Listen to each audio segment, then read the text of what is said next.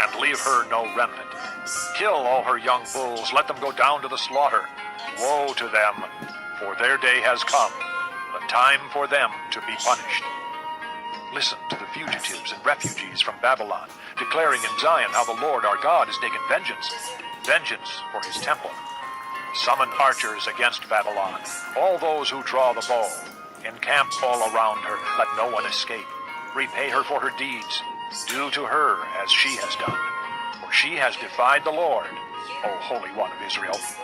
Therefore her young men will fall in the streets. All her soldiers will be silenced in that day, declares the Lord. See, I am against you, O arrogant one, declares the Lord Almighty.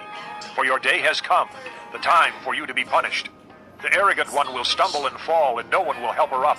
I will kindle a fire in her towns that will consume all who are around her. This is what the Lord Almighty says. The people of Israel are oppressed, and the people of Judah as well. All their captors hold them fast, refusing to let them go. Yet their Redeemer is strong. The Lord Almighty is his name. He will vigorously defend their cause so that he may bring rest to their land, but unrest to those who live in Babylon. A sword against the Babylonians, declares the Lord, against those who live in Babylon and against her officials and wise men. A sword against her false prophets. They will become fools. A sword against her warriors.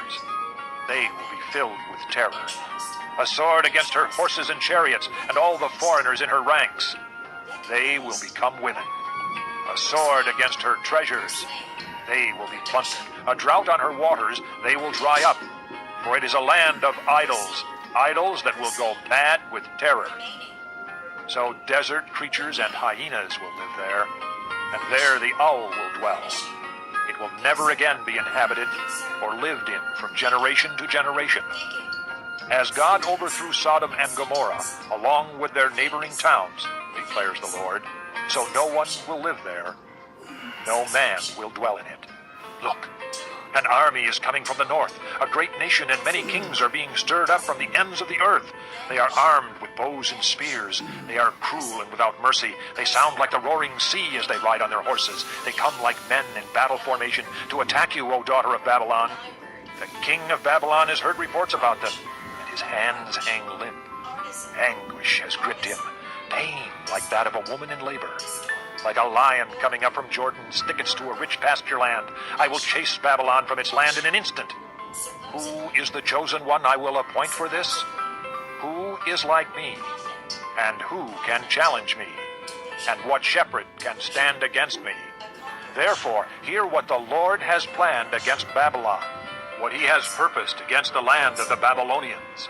The young of the flock will be dragged away. He will completely destroy their pasture because of them. At the sound of Babylon's capture, the earth will tremble. Its cry will resound among the nations.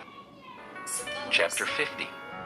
This is the word the Lord spoke through Jeremiah the prophet concerning Babylon and the land of the Babylonians. Announce and proclaim among the nations. Lift up a banner and proclaim it. Keep nothing back, but say, Babylon will be captured. Bel will be put to shame. Marduk filled with terror. Her images will be put to shame, and her idols filled with terror. A nation from the north will attack her and lay waste her land. No one will live in it. Both men and animals will flee away. In those days, at that time, declares the Lord, the people of Israel and the people of Judah together will go in tears to seek the Lord their God. They will ask the way to Zion and turn their faces toward it. They will come and bind themselves to the Lord in an everlasting covenant that will not be forgotten. My people have been lost sheep. Their shepherds have led them astray and caused them to roam on the mountains. They wandered over mountain and hill and forgot their own resting place. Whoever found them devoured them. Their enemies said, We are not guilty, for they sinned against the Lord, their true pasture.